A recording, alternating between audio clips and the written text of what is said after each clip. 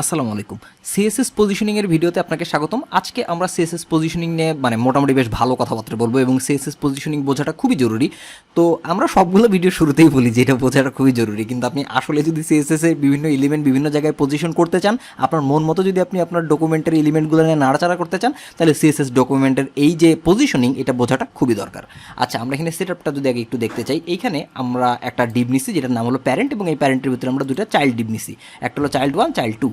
এখন এই দুইটাকে একটু আলাদা করে বোঝার জন্য আমরা যেটা করছি, এই যে বডির দেখেন একটা গ্রে কালার দিছি আর প্যাডিং দিছি 50 পিক্সেল, প্যারেন্টের একটা বর্ডার দিছি, এই যে এটা সাদা অংশের বর্ডারটা দিছি যাতে আমরা একটু ক্লিয়ার বুঝতে পারি। ফিক্সড একটা উইডথ দিছি 500 পিক্সেল, হাইট দিছি 500 পিক্সেল, ফাইন।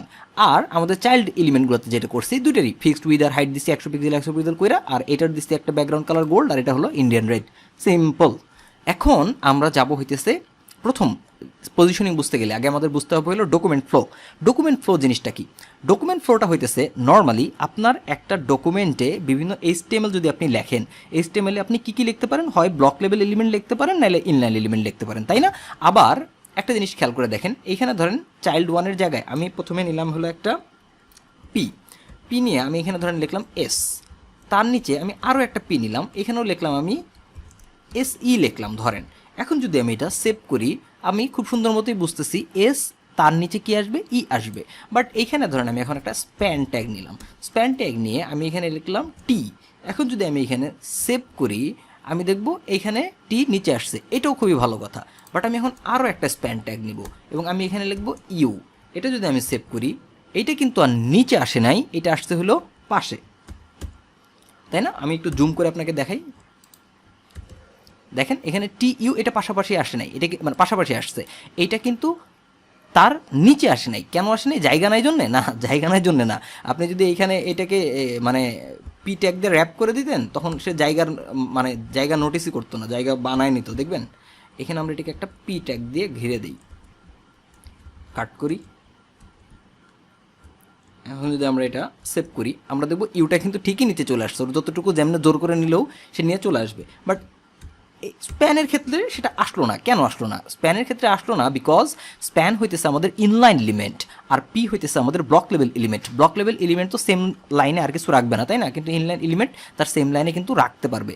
বাট এটার অর্ডারিংটা হইতেছে একটা ডকুমেন্ট ফ্লো, মানে একটা ধারায় প্রবাহিত হইতেছে না, এই ডকুমেন্টগুলো মনে হইতেছে না একটা চলমান ধারায় চলতেছে, এইটি হইতেছে ডকুমেন্ট ফ্লো। আর নর্মাল ডকুমেন্ট ফ্লো হইতেছে বাই ডিফল্ট যেরকম ফ্লো চলবে সেটা হলো আপনার নর্মাল ডকুমেন্ট ফ্লো। তো আমরা চাইলে এই নর্মাল ডকুমেন্ট ফ্লোকে চেঞ্জ করতে পারি সিএসএস পজিশন দিয়ে, যেটাই আমরা আজকে দেখব। কারণ অনেক সময় আমার দরকার পড়তেই পারে যে আমি আমার নর্মাল ডকুমেন্ট ফ্লোটাকে চেঞ্জ করতে চাইতেছি, আমি নতুন একটা ডকুমেন্ট ফ্লো নিতে চাইতেছি, সেটা কীভাবে করব? এখন প্রথমে আমরা দেখব হইতেছে অ্যাবসোলিউট ভ্যালু নিয়ে। অ্যাবসোলিউট ভ্যালু যদি আমরা একটু দেখতে চাই, আমরা এই চাইল্ড এলিমেন্ট ধরেন চাইল্ড 1 যেটা, এইটাতে আমি মনে করেন অ্যাবসোলিউট ভ্যালু দিব। আমি যদি এটার পজিশন অ্যাবসোলিউট করি, এখন দেখেন একটা ব্যাপার খেয়াল করেন, এখানে কিন্তু চাইল্ড 2টা নিচে আছে, তাই না? আমি যখনই সেভ দিব দেখেন কি হয়, চাইল্ড 1 মানে 1টা চাইল্ড 2টাকে মনে হইতেছে কাইন্ড অফ ঢেকে ফেলছে, বা চাইল্ড 2টা মনে হইতেছে হাওয়া হয়ে গেছে। আসলে না, এইখানে আমরা যেটা করছি, যখনই কোনো কিছুর পজিশন আপনি অ্যাবসোলিউট দিবেন, তখন তাকে আপনি তার নর্মাল ডকুমেন্ট ফ্লো থেকে রিমুভ করে ফেলবেন, ঠিক আছে? তার মানে এইটা আর নাই, এইটা আর তার নর্মাল ফ্লোতে নাই, কিন্তু চাইল্ড 2টা ঠিকই আছে, তার নিচেই আছে। এটা আমি কীভাবে বুঝবো? আপনি যদি এটার অপাসিটি 0 করে দেন, এখন যদি আপনি সেভ করেন, আপনি দেখেন চাইল্ড 2টা কিন্তু ঠিকই আছে, সে তার চাইল্ড 1-এর জায়গাটা নিয়ে ফেলছে। আচ্ছা, এইটা কেন হইলো? এইটা একটু আগে বোঝা দরকার। আচ্ছা, একটা বাস্তব লাইফের এক্সাম্পল দিই। মনে করেন আমরা স্কুলে যাই, সবাই তো স্কুলে গেছি ছোটোবেলায়। তো প্রথমত যে আগে স্কুলে যাইতো সে ফার্স্ট বেঞ্চে বসতো, তারপরে যে পরে আসতো সে সেকেন্ড বেঞ্চে বসতো, তারপর থার্ড বেঞ্চ, এভাবে হইতো। এখন আমরা মনে করেন বসে আসি, কোনো একটা কারণে আমাদের ফার্স্ট বেঞ্চে যে থাকে সে উইঠা চলে গেছে, কোনো একটা কারণে সে চলে গেছে, তার বাসায় ঝামেলা। তো আমরা ওই ফার্স্ট বেঞ্চটা কি পুরো স্কুলের সমস্ত ক্লাস জুড়ে ওর জন্য ফাঁকা রেখে দেবো? কারণ ও তো আর আসবে না, আমরা কিন্তু আর ফাঁকা রাখবো না।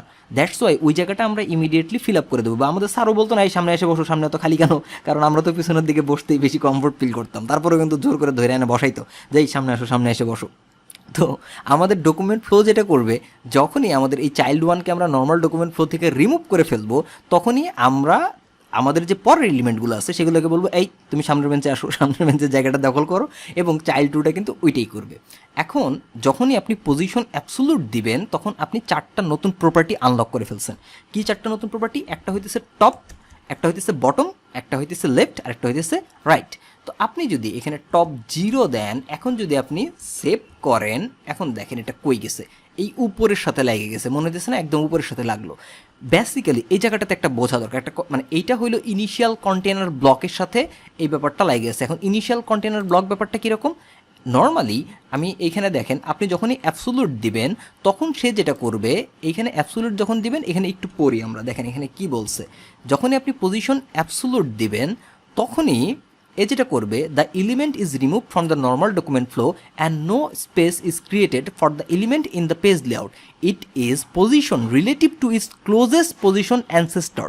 আচ্ছা, ক্লোজেস্ট পজিশন অ্যানসেস্টর এটা আমি বুঝাই দিব, if any otherwise it place relative to the initial containing block.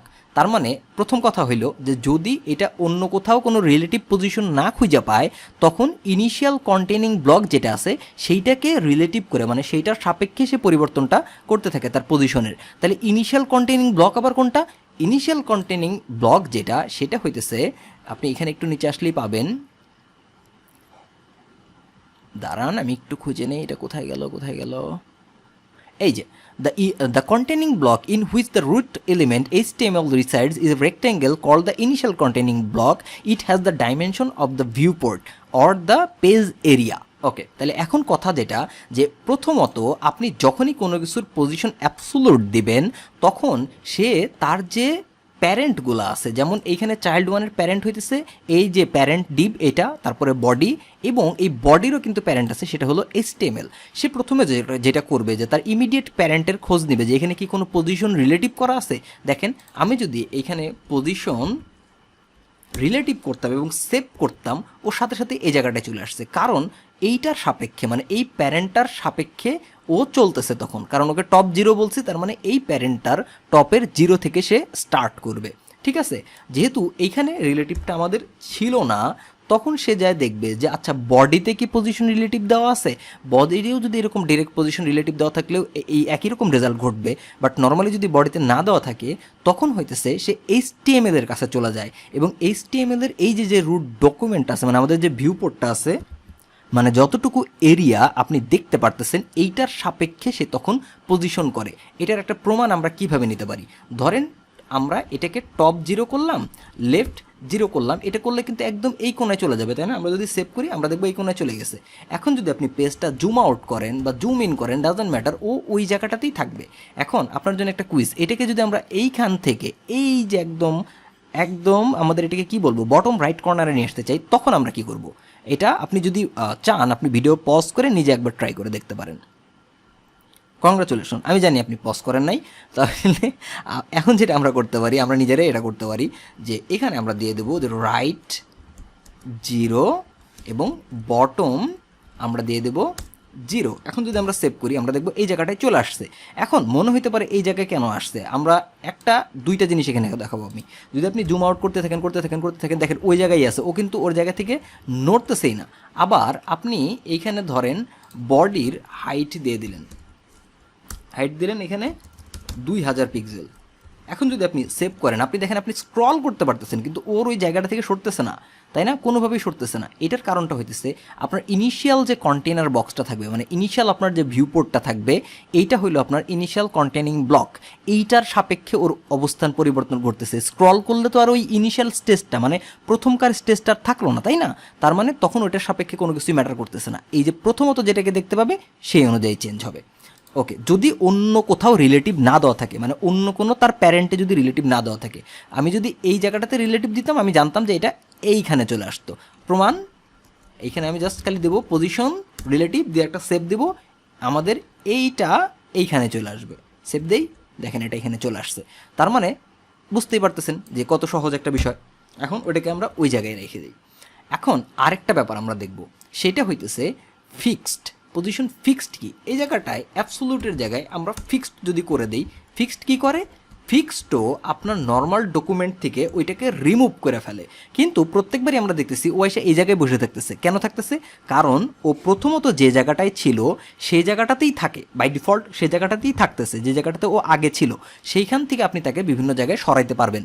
যেমন এখন তাহলে একই যদি বিহেভিয়ার হয়, আপনি যদি টপ 0 দিয়ে দেখেন, আপনি দেখবেন যে ওই একদম আমাদের ইনিশিয়াল ভিউপোর্টের উপরে চলে গেছে। এখানে এই ব্যাপারটা তাহলে তফাতটা থাকলো কি, অ্যাবসলিউটের সাথে এটা তফাতটা কি, তফাত আছে। আপনি এখন লেফটে দেন, লেফট এখানে 0 দেন, সেভ দেন, দেখেন এই জায়গাটা আছে না। এখন যদি আমরা গতবার দেখছিলাম যে পেজ স্ক্রল করলেও ও নিচে মানে ও কিছুই হয় না, ওই জায়গায় বসে থাকে। এখন যদি আমরা স্ক্রল করি আমরা দেখব ও কিন্তু ওই উপরের ভিউপোর্টের ওই জায়গাটাতেই রয়ে গেছে, কোনোভাবে ওই ভিউপোর্টের ওই জায়গাটা থেকে ও সরতেছে না, তাই না? এখন এটাতে আমরা অনেক ইন্টারেস্টিং কাজ করতে পারি। যেমন বিভিন্ন পেজে আপনি দেখবেন যে এই যে নিচে একটা দেওয়া থাকে যে উপরে যাওয়ার জন্য আইকন, যে ক্লিক করলে উপরে চলে যায়, তারপরে এই বাম দিকে থাকে শেয়ার আইকন, যেগুলো ফিক্সড বসে থাকে, সেগুলো আপনি এইভাবে পজিশন দিয়ে ফিক্সড দিয়ে আপনি বানাইতে পারবেন, কোনো প্রকার কোনো সমস্যা নেই।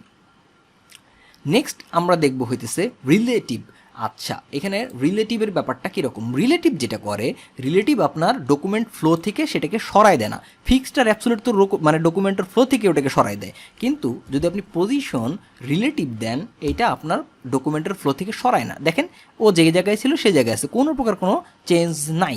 আচ্ছা, এখন এখানে যদি আমি লেফট 50 পিক্সেল দেই, এইটার অর্থ হবে ও ওর নিজের আগের জায়গা থেকে লেফট থেকে মানে বাম দিক থেকে কত পিক্সেল সরবে? 50 পিক্সেল সরবে। আমরা যদি এটা সেভ করি দেখবো যে ও 50 পিক্সেল সরে গেছে। এখন আমি চাইতেছি টপ থেকেও সে 50 পিক্সেল সরে আসুক। এখন যদি দেখি সেভ, দেখেন ও কিন্তু সরে আসছে। এইখানে একটা ইন্টারেস্টিং ব্যাপার ঘটছে, সে যেহেতু তার ডকুমেন্ট ফ্লো থেকে কোনোভাবেই সরে নাই, সে কিন্তু অন্যগুলাকেও এই কারণে তার ডকুমেন্ট ফ্লো থেকে মডিফাই করে নাই। দ্যাটস ওয়াই সে কিন্তু কাইন্ড অফ ওভারল্যাপ করছে। দেখেন এখানে চাইল্ড টুর উপরে উঠে গেছে। এখন তাইলে এটা যেহেতু প্রথমে লেখা হয়েছিল, আমাদের এটা যেহেতু প্রথম ডিপ, দ্যাটস ওয়াই কিন্তু এটা উপরে, আর এটা হলো আমাদের সেকেন্ড লেয়ার। এটা ফার্স্ট লেয়ার, এটা সেকেন্ড লেয়ারের মতো আচরণ করতেছে। এখন আপনি মনে করেন চাইতেছেন যে এই চাইল্ড টুটাকে আপনি উপরে দেখাইতে চাইতেছেন, আপনি এটাকে উপরে উঠাই দিতে চাইতেছেন। একটা থাকে হলো এক্স অক্ষ, তাই না? একটাকে আমরা বলি হলো এক্স অক্ষ, আরেকটাকে বলি হলো আমরা ওয়াই অক্ষ, আরেকটা থাকে হলো জেড অক্ষ। এই জেড অক্ষ আপনি চাইলে এখন চেঞ্জ করে দিতে পারবেন। আপনি যদি এখানে জেড ইন্ডেক্স 1 করে দেন, আপনি এটা সেভ করেন, দেখেন কোনো চেঞ্জ হবে না। বাট আপনি যখনই এটা 1 থেকে একটু বাড়ায় দিবেন, চাইল্ড টুর জেড ইন্ডেক্স আপনি যখন বাড়ায় দেবেন, আপনি যদি এখানে 2 দিয়ে সেভ করেন তাও হইতেছে না। আচ্ছা, বিপদ। 50 দিই তাও হইতেছে না।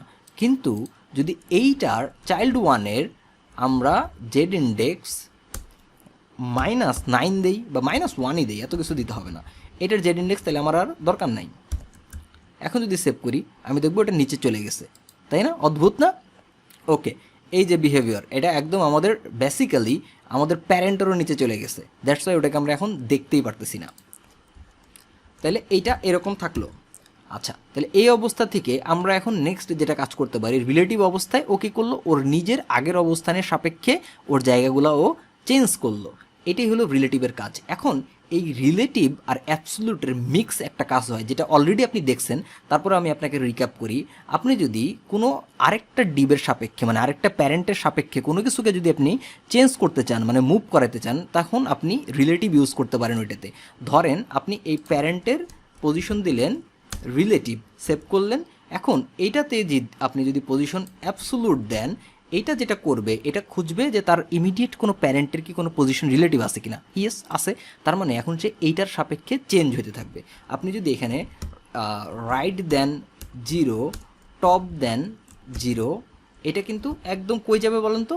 এই যে এটা একদমই কোনায় চলে আসবে। সেভ করি, দেখেন একদম ওইখানে চলে গেছে, এবং অ্যাবসোলিউট দেওয়ার কারণে তার নর্মাল যে ফ্লোটা আছে সেই ফ্লোটা থেকে তাকে সরায় নেওয়া হয়েছে। সো এই গেল হলো আমাদের রিলেটিভ এবং অ্যাবসোলিউট মিক্স করে যে কাজটা সেটা। নাও আমাদের থাকতেছে হলো স্টিকি। ওকে, স্টিকি ব্যাপারটাও খুবই ইন্টারেস্টিং।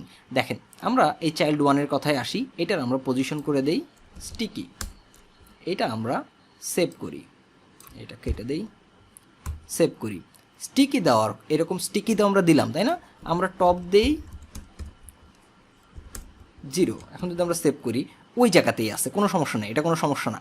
ওইটা ওর সাপেক্ষে কোন জায়গাতে আছে। আপনি এটা যদি এখন স্ক্রল করেন, দেখেন মজার ব্যাপার, এই পর্যন্ত ও কিন্তু এখানে ওই যে স্টিকি যেমন হেডার থাকে না, সেরকম কিন্তু স্টিকি হেডারের মতো রয়ে গেল। মানে এমনি নর্মালি তার জায়গাতেই আছে, বাট স্টিকি হেডারের মতো সে রয়ে যেতেছে। যখন আমরা স্ক্রল করতেছি ওটা দেখতেছি, বাট আপনি নামতে থাকেন, দেখেন ওই জায়গাটাতে গিয়ে কিন্তু আর নাই। মানে এটা ততক্ষণই স্টিকি থাকবে যতক্ষণ সে তার ওই যে প্যারেন্ট এলিমেন্টটা, সেই প্যারেন্ট এলিমেন্টের ভেতরে থাকবে।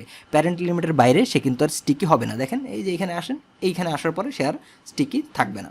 সো এই গেল হলো আমাদের স্টিকি নিয়ে কথাবার্তা। তো এইগুলা নিয়ে আরও ভালো মতো পড়ার জন্য আমি কই থেকে পড়তে পারি? আপনি চাইলে এই যে এখান থেকে পড়তে পারেন। The element is position according to the normal flow of the document and then offset relative to its nearest scrolling ancestor. ঠিক আছে, মানে যেটা নিয়ারেস্ট স্ক্রলিং অ্যানসেস্টর সেটার সাপেক্ষে ও চেঞ্জ হতে থাকবে। এটা আমাদের এখানে নিয়ারেস্ট যেটা আছে সেটা কোনটা? এই যে প্যারেন্ট।